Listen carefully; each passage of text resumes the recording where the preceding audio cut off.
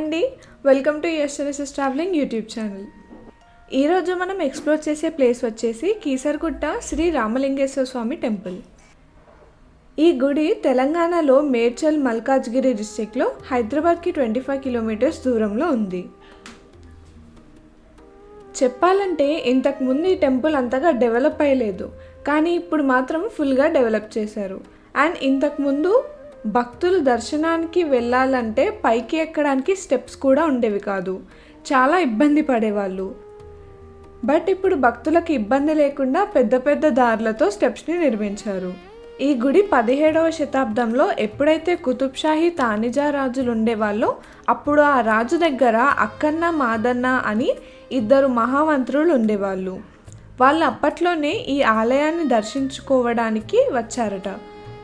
అలా వచ్చిన వాళ్ళు ఇక్కడ శివుడు ఉన్నాడు కదా, ఇక్కడ విష్ణుమూర్తి కూడా ఉంటే బాగుంటుంది కదా అని అనుకొని దీన్ని ఒక హరిహర క్షేత్రంగా మార్చితే బాగుంటుందని భావించి రాజుని అడిగి ఇక్కడ లక్ష్మీ నరసింహస్వామిని కూడా ప్రతిష్ఠించారు. సో అలా ఇది హరిహర క్షేత్రంగా వెలిసింది.